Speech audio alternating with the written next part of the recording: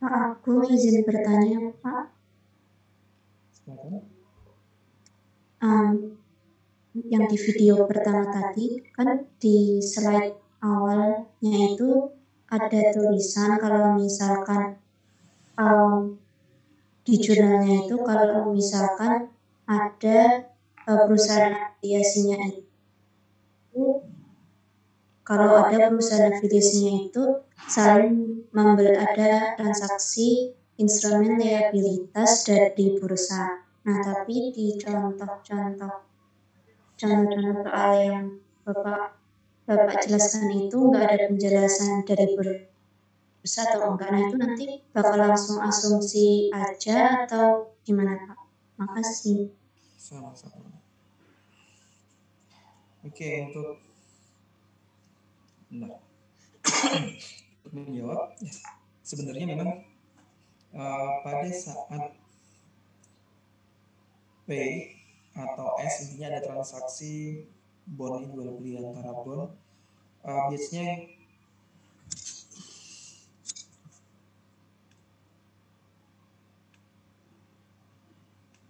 sebenarnya yang membedakan adalah bahwa pada saat dia dibeli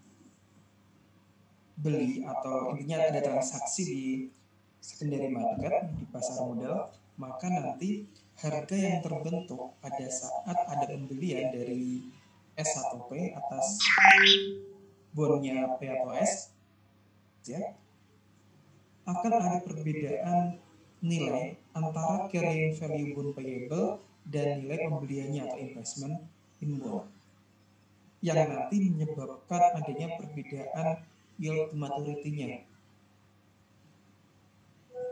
Maka nanti kalau seperti itu secara konsolidasi kan pada saat P punya dibeli oleh S, nyatnya pakai ITM waktu dia jual, waktu dia isu, sedangkan nanti S waktu beli dia pakai ITM pada waktu dia beli, di mana di pasar modal karena harga terbentuk dari demand and supply, maka nanti harga yang terbentuk tersebut itu tidak akan mencerminkan nilai carrying value dari bond tersebut.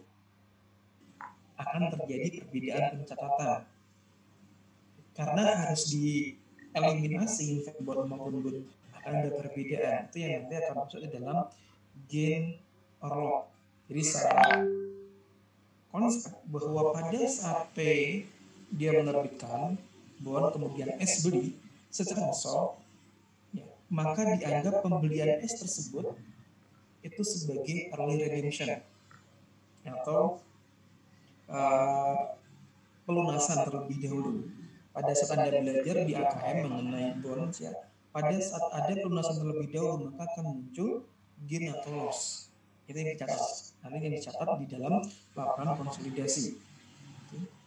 Di buku dan P dan S nggak ada sama sekali.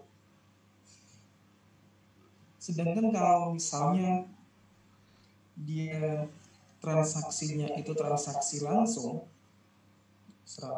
nyampe ngutangin S, S ngutangi P, maka ya tidak akan ada loss karena nilai yang terbentuk itu adalah nilai kesepakatan. Ini catatannya P, catatannya S akan sama. Beda dengan kalau dia dijual di pasar modal karena harga yang terbentuk itu berdasarkan market. Jawabnya seperti itu, Mbak. Ini kalau di dalam soal tidak diketahui, asumsikan kalau misalnya dia nilai carrying value tidak sama dengan nilai pembelian, itu pasti dia jual belinya di secondary market.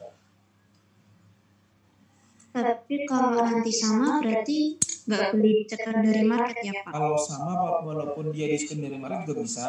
Kalau misalnya dia sama, nggak ada masalah, nggak ada gain atau loss, nggak ada sama sekali.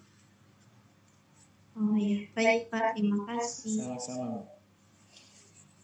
Yang menarik dari bond di sini kan sebenarnya munculnya gain or loss. Jadi kalau misalnya dia beli pada nilai par, jual pada nilai par, nggak ada masalah. Artinya tinggal di eliminasi dengan nilai yang sama. Nggak akan muncul gain atau loss kalau misalnya tadi sama, ya. Ada yang lain, silakan.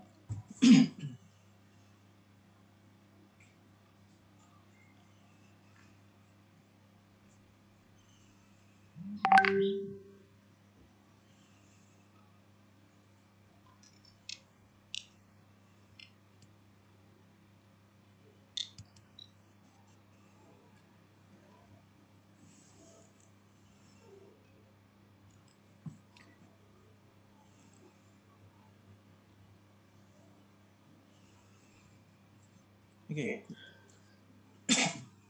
Jadi kalau misalnya P dia punya bond payable dengan nilai 100.000 misalnya. Maaf, ini mungkin agak sedikit menyesuaikan karena saya nyoba pakai Windows jadi nggak biasa.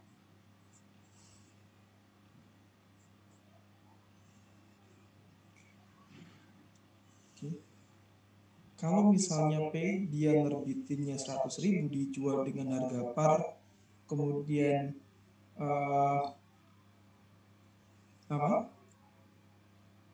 setelah beberapa tahun juga dia rutin bayarnya, nggak pernah ada penalti, maka nanti nilai carrying value-nya juga akan mencerminkan nilai ETM-nya.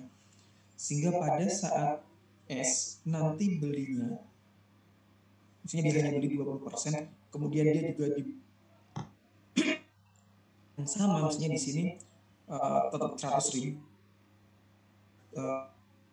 dia beli 20.000, ya, maka nanti pada saat dieliminasi, artinya seperti ini adalah P nerbitin bond 100.000, kemudian 20%-nya dilunasi oleh PS dengan harga 20%, dengan harga 20.000. Maka kalau kita lihat seperti ini, maka nanti tidak ada gain atau loss, karena 20%-nya di sini nanti adalah tetap nilainya 20.000. Sehingga nanti kalau dieliminasi akan muncul bond payable pada investment in bond.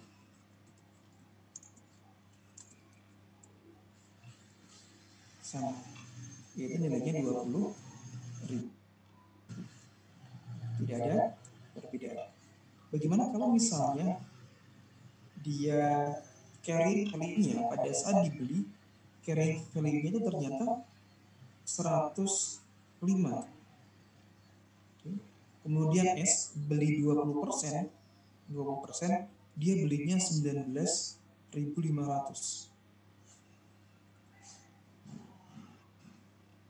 Maka nanti kan 20%-nya, di sini 20%-nya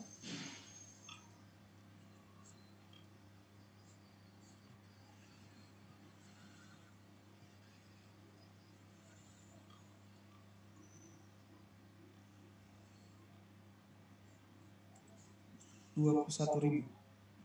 Ini di sini utang 21.000 dilunasi 19.500. Maka nanti pada saat dia di jurnal,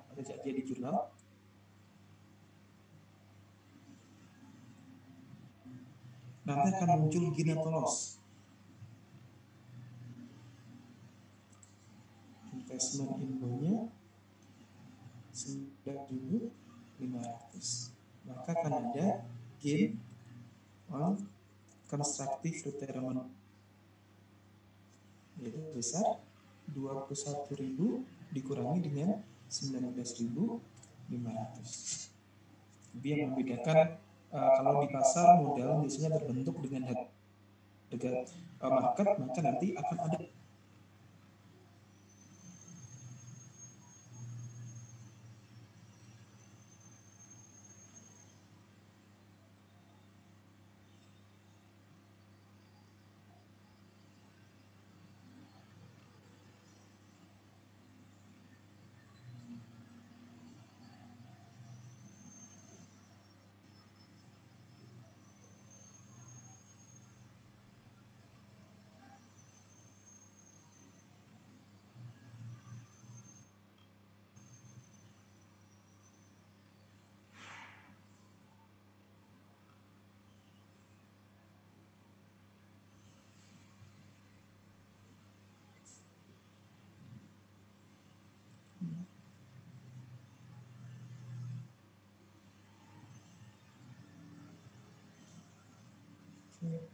Contohnya sesuai seperti di apa?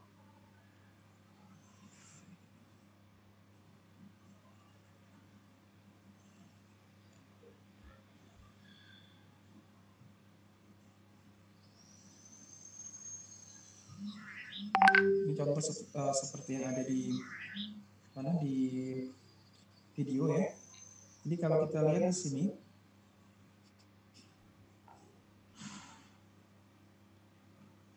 lihat soalnya di sini, ya. PTP memiliki 80%, ini bisa di skip ya, 80%. Kemudian amortisasi paten 5.000. Kemudian pada 2 Januari, kita lihat di sini 2 Januari.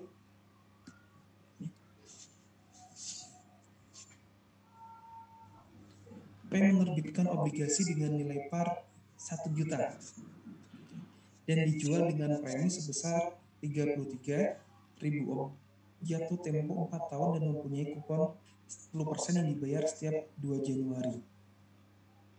Dan 1 Juli dia dibayar semesteran. Kemudian yield to maturity-nya 9%. Ini 9%. Ini 1 Januari 2018. Setelah 1 tahun beredar, belinya 20% dengan rate 97. Nah, pada saat interest efektifnya sebesar 11%. Kalau kita lihat di sini, pada saat P dia nerbitin, dia dijual dengan premi. Kalau premi sudah pasti nanti YTM-nya pasti di bawah kupon. Dan kalau di 1 Januari 18 pada saat S beli, dia pakai 9,5 rate-nya, berarti rate diskon. Berarti dia pasti di atas 10% YTM-nya. Anda nanti bisa melihat bagaimana cara mencari YTM. Ada di VLC saya, ada di bukunya Bu Iin, yaitu kemarin saya masukin caranya di tempatnya Bu Iin, ini bisa dibaca bagaimana cara mencari yield to maturity menggunakan interpolasi. Kemudian kita lihat income-nya 100.000 dan dividen yang dibayarkan 50.000.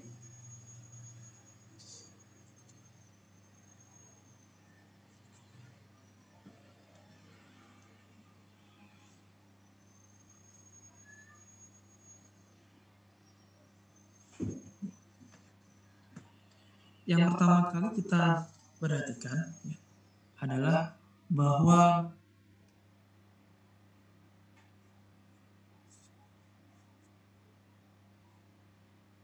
saya ke sini dulu ya. Pada saat Anda bond payable berarti Anda harus bisa bikin ini. Bikin schedule ini. Anda kan sudah belajar di AKM ya. Ini schedule di sini, ini wajib Anda kuasai.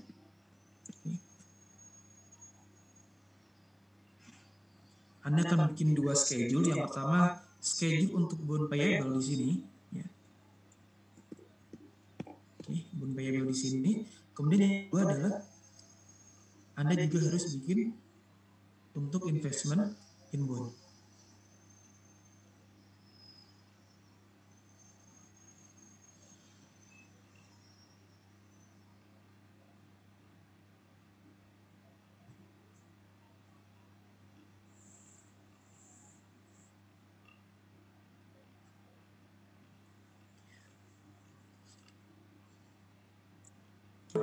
Kalau kita lihat di sini, ya, S belinya jadi 1 Januari 2018. Kalau misalnya Anda diminta untuk membuat jurnal terkait transaksinya, maka Anda coba cek di buku AKM ya. Pada 2 Januari 17 buku P dia akan nyatet cash pada bond payable pada saat isu bond, kemudian pada saat dia beli kuponnya, dia bayar kuponnya, akan nyatet interest expense, amortisasi premi pada cash. Ini sama ini pada saat dia bayar. Kemudian di buku S, ya, investment in bond, dia akan nyatet investment in bond pada cash. Kemudian pada saat dia menerima kupon income-nya, dia akan nyatet cash investment in bond, dia amortisasi diskon akan menambah investment in bond ya. Kemudian pada interest income. yang perlu kita perhatikan adalah di sini. Pada saat kita atau pada saat bondnya P dibeli oleh S, yaitu pada 1 Januari 2018, kita akan bisa menentukan gain awalnya, gain on CRB-nya. Jadi kalau kita lihat di sini bahwa bond carrying value pada 1 Januari 2018 itu ada di sini. 1 Januari, 2 Januari di sini. 1 Januari 2018 ada di sini. Oke. Kemudian kita lihat di sini.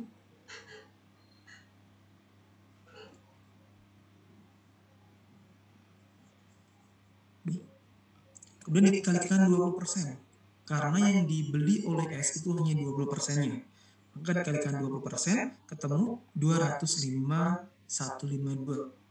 Kemudian investasinya atau pembeliannya 195. Dari sisi konsolidasi bacanya adalah utang sebesar 205 dibayar dengan dilunasi dengan 195.000. Maka akan muncul dieliminasi adalah bond payable, investment, dan selisihnya adalah gain on constructive retirement bond. Gain on CRB di sini ini hanya muncul di laporan konsol.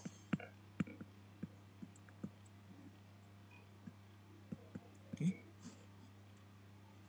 Hanya muncul di laporan konsol.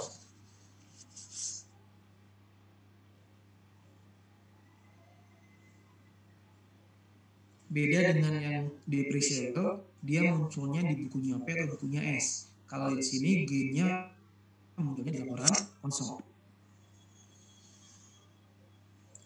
Kemudian pada saat kita diminta untuk bikin laporan konsolidasi akhir tahun, berarti di jurnal eliminasi 31 Desember 2018.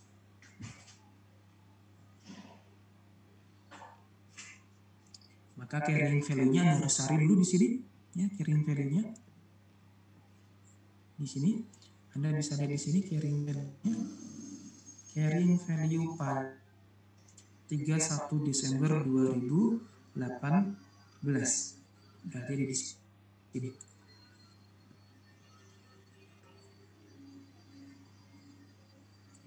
Ini adalah di 31 2018. Ini 31 Desember 2019.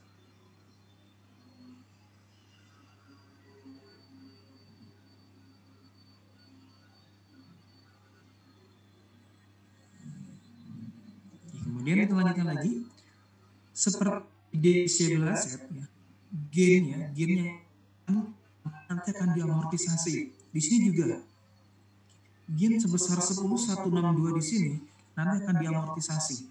Ya. Ini akan diamortisasi. Diamortisasinya itu menggunakan effective interest rate, bukan menggunakan stake method.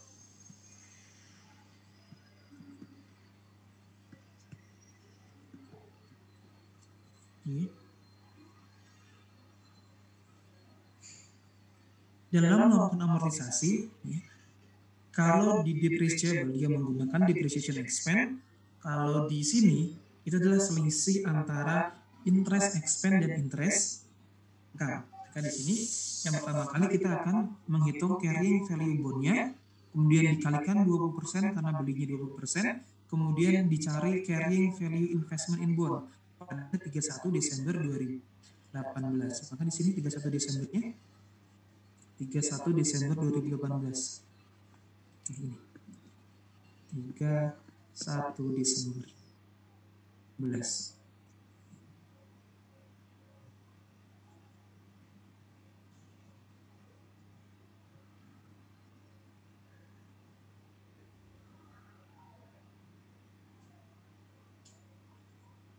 Kemudian setelah ketemu 203 dan 19490, tinggal diisi di sini. Kita jurnal eliminasi. Ini kita jurnal eliminasi. Bond payable, investment in bond, selisihnya adalah gain on CRB. Ini masih di tahun 2018 pada saat dibeli bondnya. Kemudian 10.000 di sini, 10.000 tadi ya, di sini. Ini kan diamortisasi.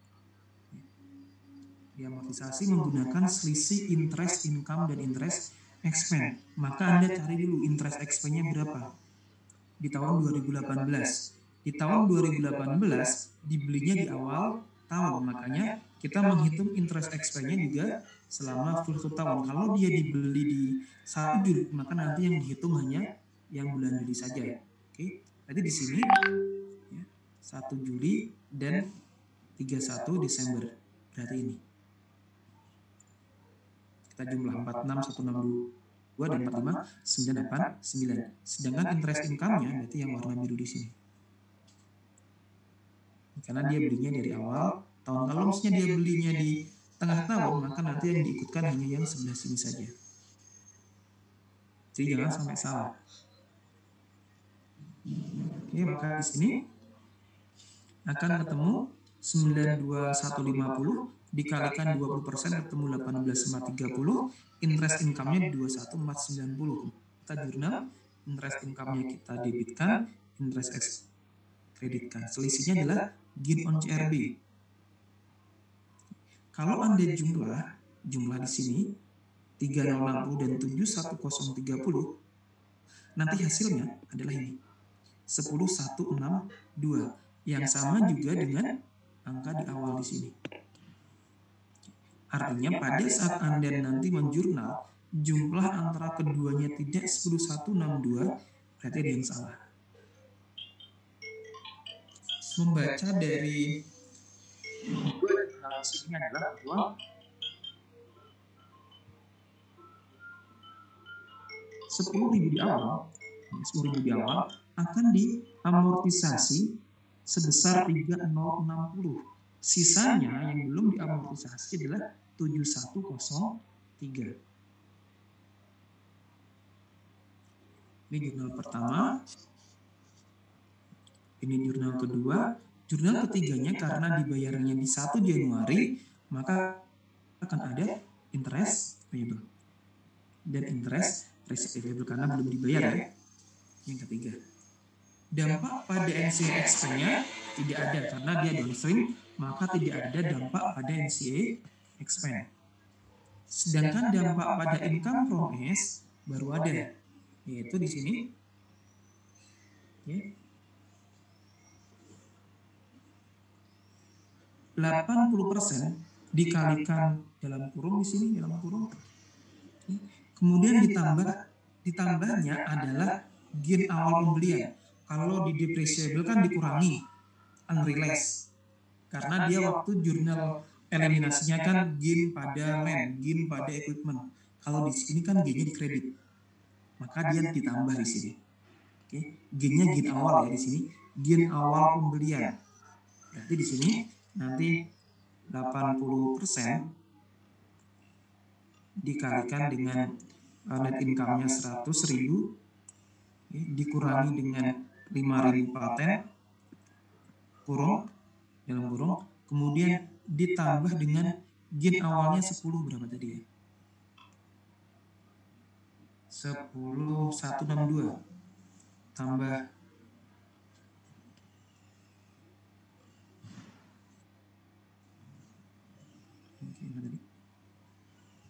ditambah 10 ya. 162 oke.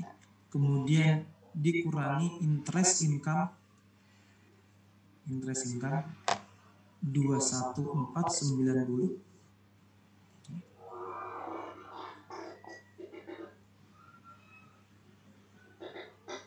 dikurangi 21490 ditambah dengan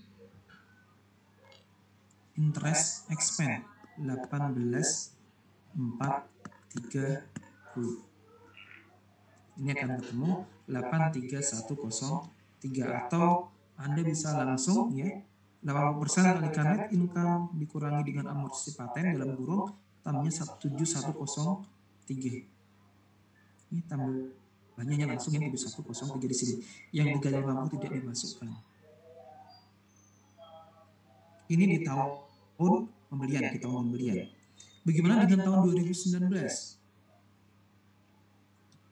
Di tahun 2019 atau setelah pembelian tahun kedua, nanti akan ada perbedaan.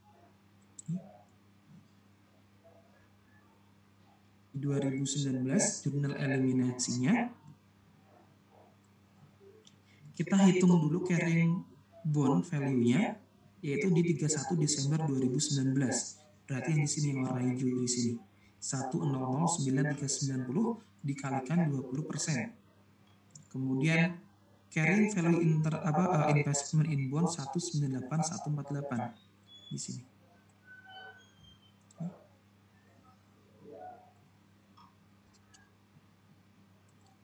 Kemudian selisihnya adalah 3730. Kemudian Anda hitung lagi interest expense-nya 4588 tambah 45620 dikalikan 20%. Kemudian interest income-nya yang di sebelah sini 10807 dan 10851. Selisihnya adalah 3373. Kalau Anda jumlah ketemunya adalah 7103 di sini. 7103 itu sama dengan sisa tahun yang 2018 di sini 7103. Kalau udah sama berarti insya Allah benar ya. Kemudian income promise-nya di sini yang agak beda di tahun berikutnya, oh ya, kalau nanti di tahun kedua kalau kita pakai cost method maka nanti ya bukan ya lewat waktu maka return di sini juga return earning. Selisih carrying value dan selisih interest-nya akan masuk ke return earning. Kemudian untuk NCI expense karena dia downstream tidak ada pengaruhnya.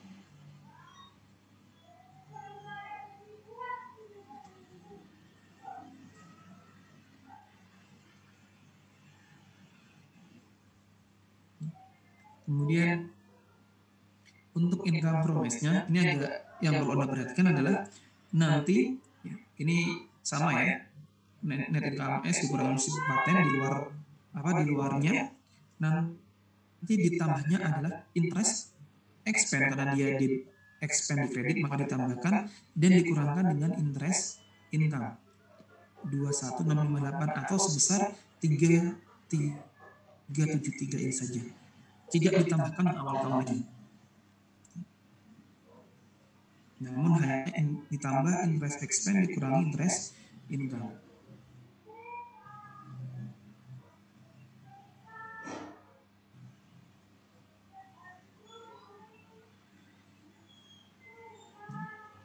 Nanti di 2021 okay. Ini tahun berapa nih? 2020 ya, 2020. Anda cari lagi di sini 1029 kalikan 20%, di sini 1029. Di sini. Kemudian 1999,994. Selisihnya nanti 12. Kemudian interest expense-nya akan ada selisih 3718. Kalau dijumlah ketemu 3730 dan itu akan sama dengan angka di sini.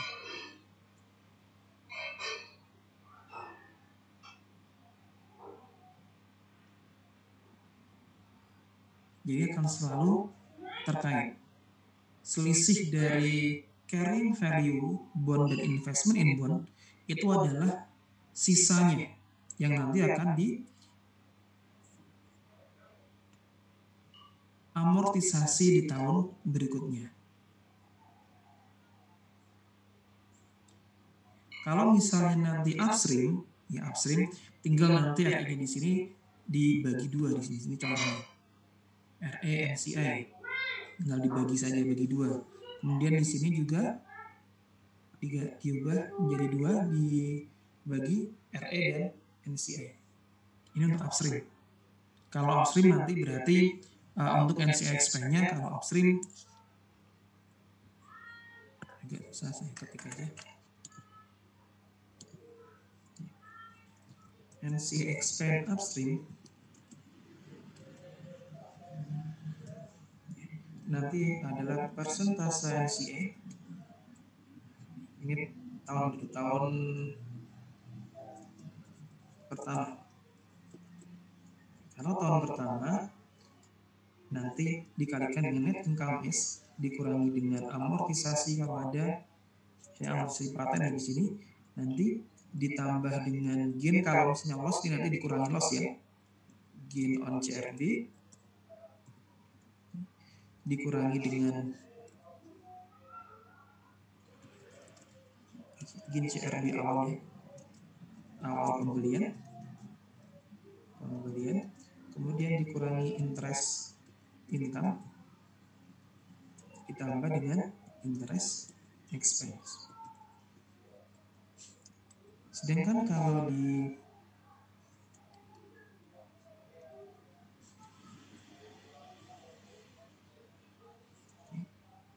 NCA expense setelah tahun pertama, NCA expense setelah tahun pertama nanti adalah persentase NCA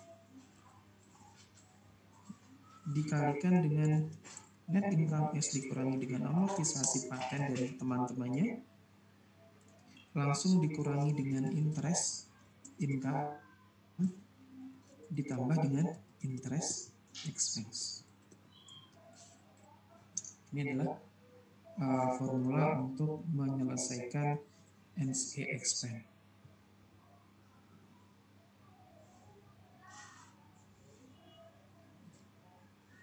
Sampai di sini dapat tanya, silakan.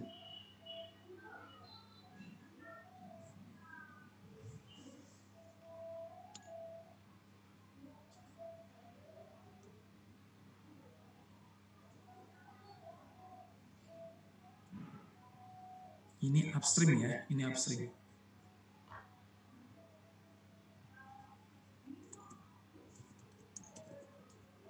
Upstream. Kalau downstream nggak ada pengaruhnya, jadi tinggal persentase NCI dikalikan net income dikurangi dengan amortisasi saja.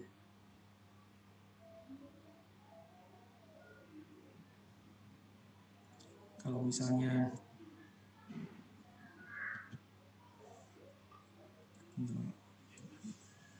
beda, sebentar, Ctrl A, saya harus ngapalin lagi.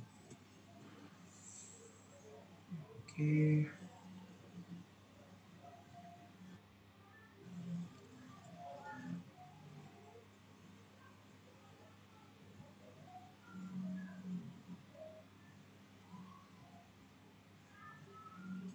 Kalau misalnya kita mau menghitung income from S-nya,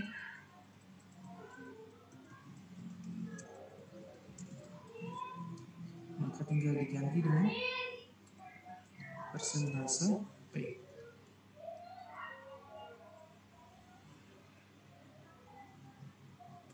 Dan kalau misalnya mau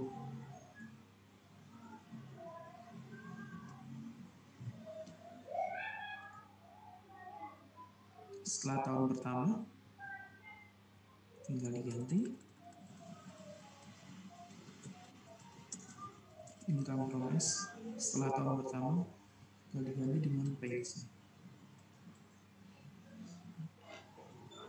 Ini adalah formula yang dipakai.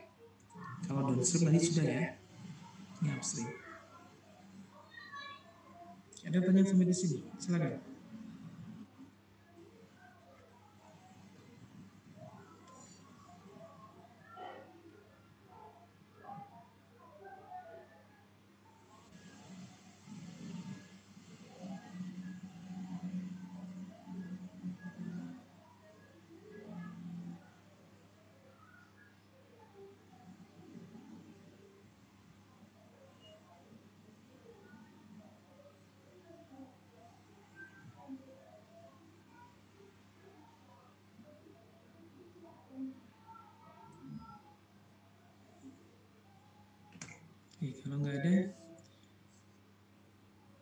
kita di sini ada referensi, Anda bisa mengerjakan. Nanti ada 2 bagian.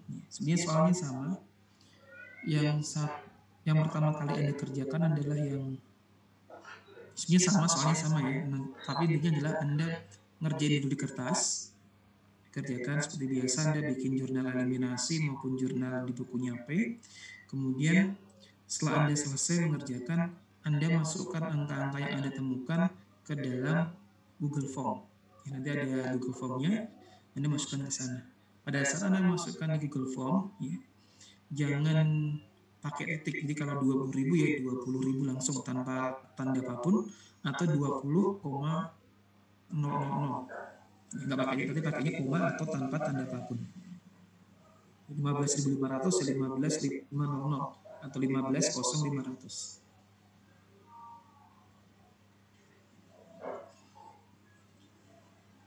Bagaimana dengan pencatatan di bukunya P terkait dengan gain on CRB di sini? Di sini. Pada saat kita nyatat di bukunya P, ya, kalau dia downstream maka nanti kita akan mencatat investment in S pada income from S itu sebesar 10.162. Kemudian dibalik income from S, investment in S 3060. 10.162 di sini adalah gain di awal, kemudian diamortisasi 3060, atau Anda langsung investment in S, income from S sebesar 37 berapa tadi? Sebesar 7103, sama saja itu di tahun pertama. Sedangkan di tahun kedua, kira sudah saya bikin ini ya.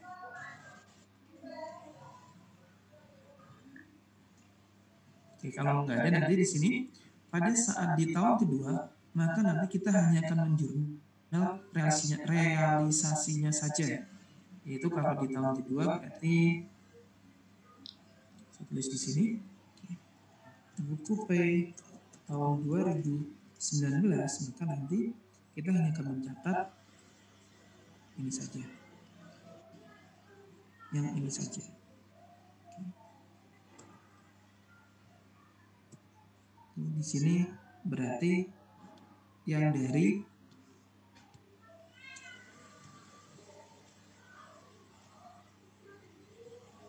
mana tadi ya? 2019 berarti yang di sini ya, yang series interest 3373. Yang lainnya tidak. Jangan sampai salahnya kalau ditanyakan buatlah jurnal di bukunya P. Karena dia downstream maka 100%. Kalau misalnya dia upstream tinggal dikalikan persentase dari P. Ada pertanyaan silakan.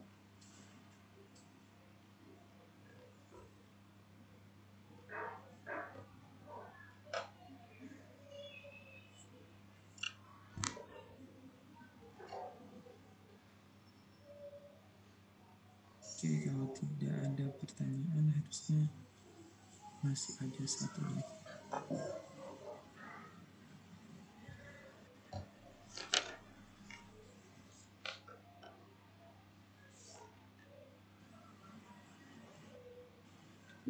Sekarang ada pertanyaan?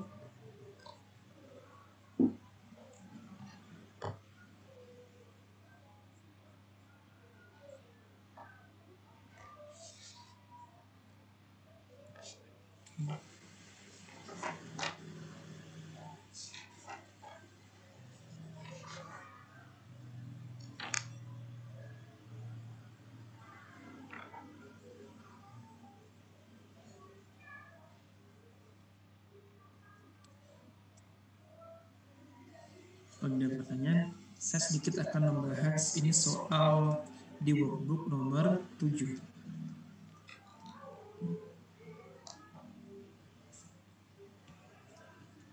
Saya copy, saya pindahkan di sebelah sini. Gampang.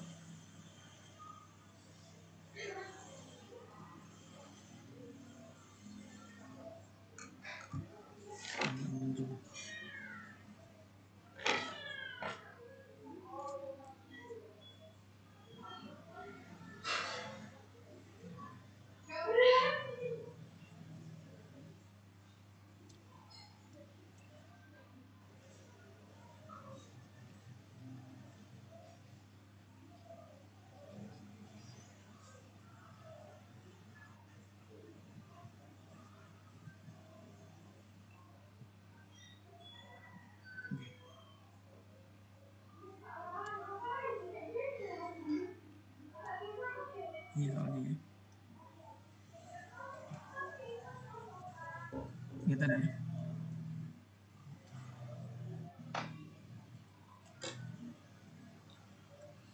Di sini diketahui bahwa pada 1 Januari 2016 P memiliki kepemilikan 80% dan seterusnya dengan biaya 100.000. Kemudian ada ekses yang dialokasikan ke inventory, land, building, dan paten. Kemudian ada beberapa transaksi. Jadi pertama kali selalu dicoba dengan mencari eksesnya. Komisi dari transfer di sini adalah sebesar 100.000. Kemudian book value dari S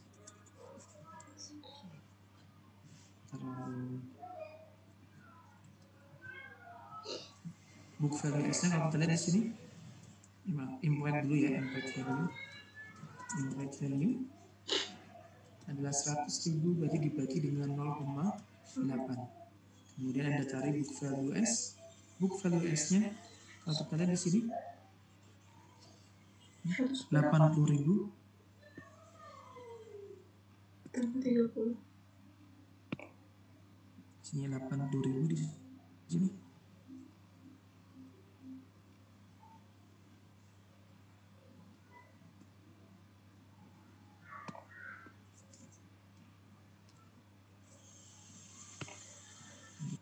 Di sini, maaf nggak bisa dulu.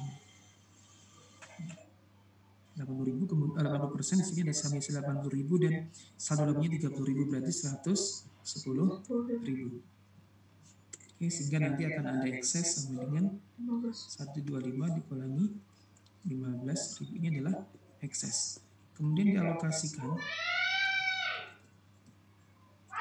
yang pertama ke inventory, kemudian ke land, ke building, dan sisanya nanti ke paten. Ke inventory di sini adalah sebesar 5.000. Land-nya sebesar over value 10.000. Buildingnya under value 10.000. Jadi kalau saya jumlah di sini 5.000.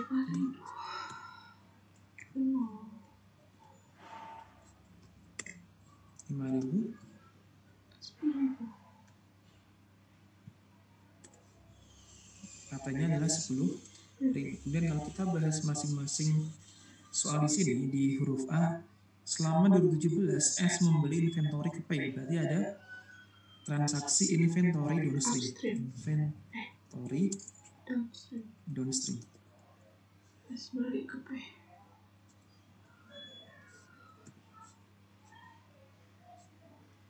Kalau kita lihat di 2017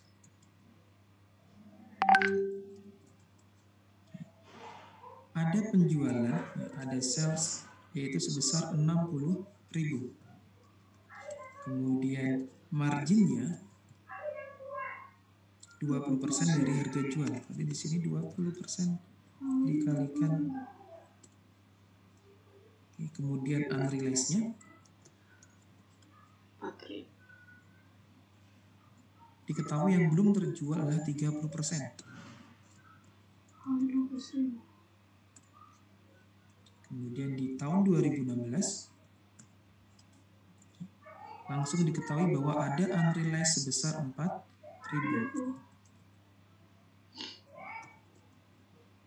Sebesar 4.000. Kemudian yang B, S membeli land, berarti ada transaksi land downstream juga.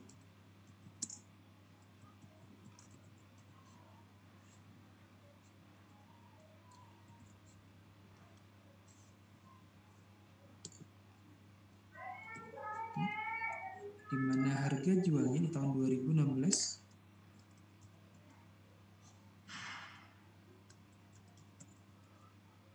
ada harga jualnya adalah 50.000. Kemudian cost-nya adalah 45.000. Berarti ada gain yaitu sebesar 5.000. Kemudian ada equipment. P membeli peralatan dari S, berarti ada equipment upstream.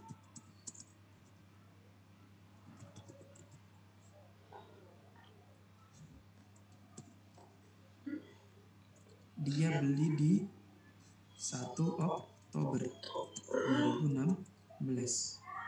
Ini dengan harga jualnya adalah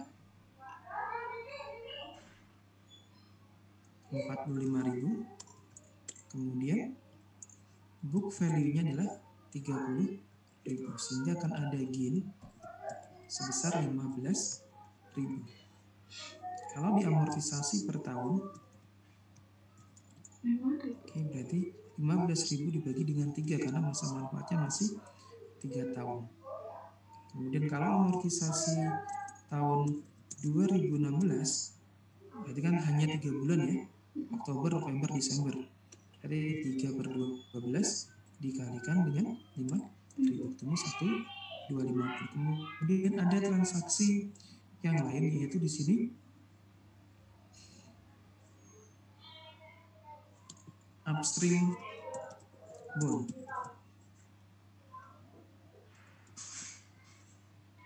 Yaitu pada 2 Juli 2016. 2 Juli 2016. Kalau kita lihat di sini ada investment in bond. Nilainya adalah sebesar 94.418. Kemudian YTM-nya adalah 12%.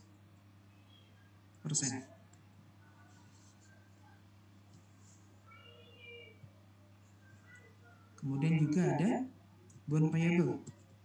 Bond payable-nya sudah diketahui carrying value-nya, yaitu sebesar 347.034. YTM-nya adalah 15%. Untuk memudahkan mengerjakan, selalu bikin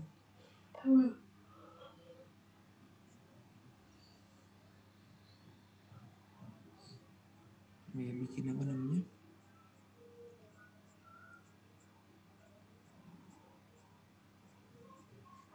Sebentar.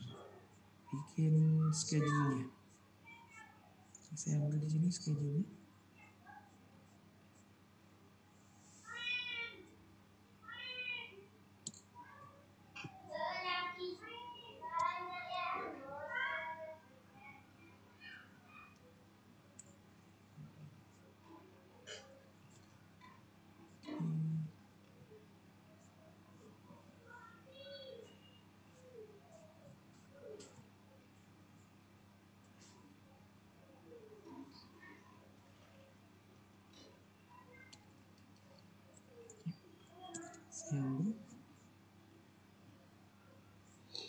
Kemudian saya masukkan di sebelah sini.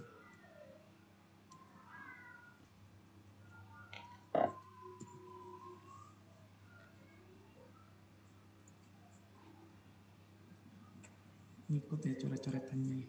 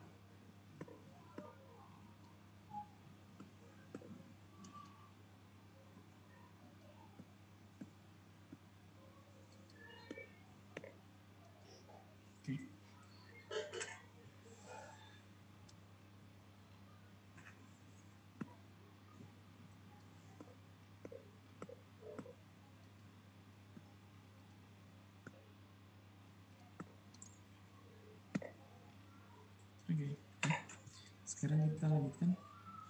Saya ganti dengan tanggal-tanggalnya ya. Jadi di sini diketahui dia di 2 Juli 2016. Berarti dia akan bayar lagi di, saya ganti di 31 Desember 2016. Kemudian dia bayar lagi di 2 Juli 2017 dan 31 Desember 2017. Kali ini saya akan hapus.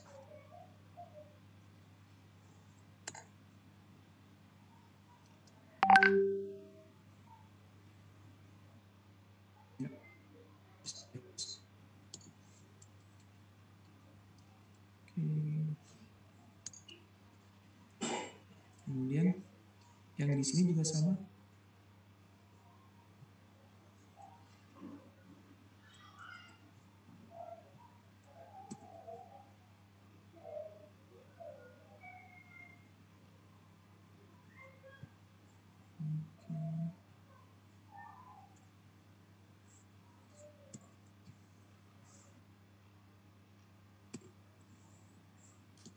Berarti di sini saya hapus.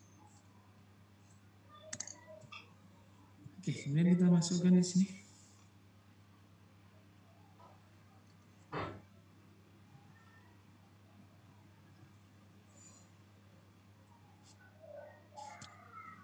Masukkan di sini adalah angka bond payable-nya. Ini kemudian kuponnya adalah 10% ya. Berarti 10% dibagi 2 dikalikan partnya 400.000. Ini 20.000. Dia belinya ya, investment in bond 25%. Kalau kita lihat di soalnya, ini di sini, dia membeli 25% outstanding bond dengan harga 94.418, ini 100.000 partnya. Berarti kalau persennya adalah 400.000. Kemudian untuk interest expense-nya adalah tadi 15% ya, 15% di sini. Oke, 15%.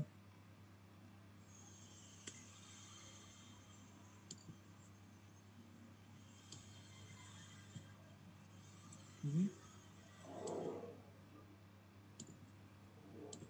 bisa ganti 15%.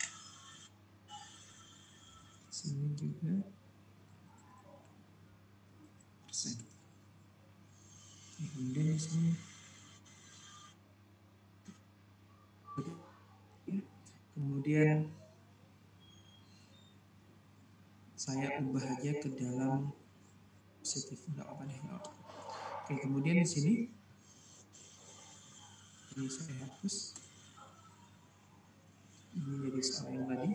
Kemudian di sini ini saya ganti dengan 94.418. Kemudian kuponnya adalah 0,25 dikalikan dengan 20.000, 5.000. Interest income-nya saya ganti dengan 12%.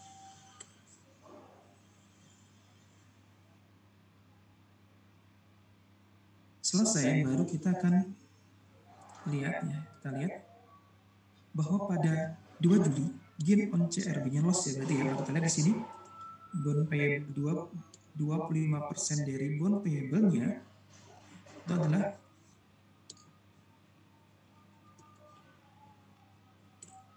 86. Ini saya ganti 25%. Artinya ada loss on CRB,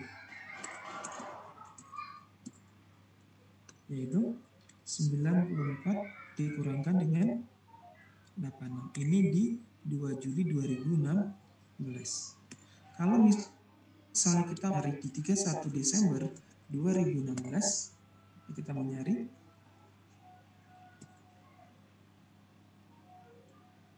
carrying value bond payable-nya, berarti di 31 Desember adalah 353 di sini. 25%-nya berarti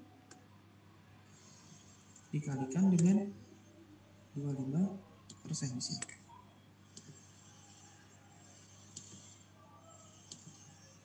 Sedangkan punyanya investment in bond adalah sebesar 95083. Berarti akan ada selisih yaitu sebesar 95 dikurangi dengan 88. 6818. Kemudian dari interest expense-nya,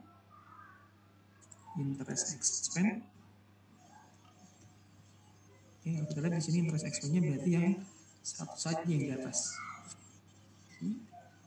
25%-nya. Saya copy di sini.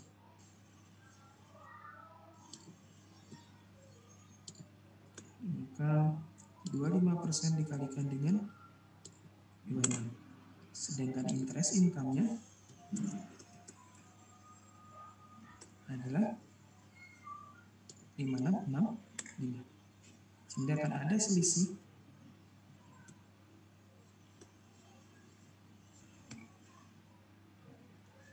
sebesar 842.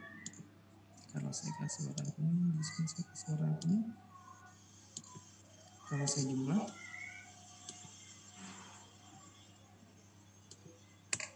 7660 di sini. 7660 di sini, ini sama di sini. Oke, tadi sudah benar. Kemudian di 31 Desember 2017 yang kita cari di sini, ya, saya akan pakai pengkalisannya. Pakai rumus di sini. Saya pindahkan ke sini. Bond payable-nya 366. Kemudian investment in bond-nya adalah 955 di sini. Sehingga akan ada loss 3928. Interest expense-nya sama dengan ada 2 kali di sini. Ini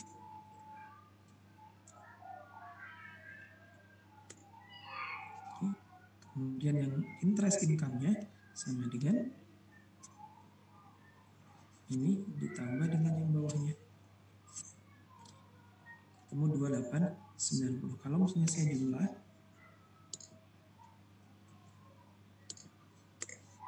6818 di sini, ini akan sama dengan 6818 di sini. Berarti sudah benar, tinggal kita bikin jurnalnya. Kalau dia upstream, karena dia upstream berarti nanti di sini ada bond payable, kemudian ada dia loss, yang ada RE, nanti ada NCA beginning, kemudian ada investment in bond. Bond payable-nya adalah 3691, kemudian investment in bond-nya adalah 95, RE-nya dia memiliki 80 kan, berarti 0,8 dikalikan dengan selisihnya di sini. Dan di sini 0,2 dikalikan dengan selisihnya di sini. Ya, kemudian yang berikutnya tinggal Anda bikin interest income. Kemudian ada RE, ada NCA beginning, kemudian ada interest expense. Kalau nanti metode kita tinggal RE diganti dengan investment in S. Interest income-nya udah 13 ya. Oke, kan nanti RE-nya di sini 0,8 dikalikan dengan selisihnya 0,2 dikalikan dengan ketemu jurnal eliminasinya, tinggal ditambah dengan interest payable, ada interest receivable, yaitu sebesar kuponnya 5.000. Ada coba di sini.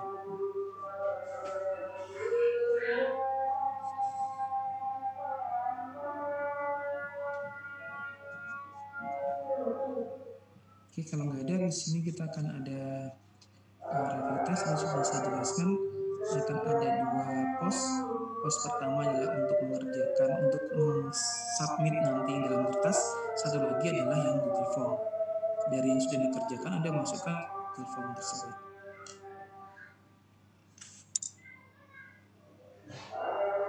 Kalau nggak ada pertanyaan, saya cukupkan. Kemudian waktunya 1 jam. Nanti saya akan kasih, Anda bisa cek di GCR ya. Nanti kalau misalnya belum bisa diakses, nanti saya akan kabari kapan sudah bisa diakses untuk yang Google Form. Anda bisa langsung ngerjain yang dalam bentuk kertas, dalam bentuk kertas.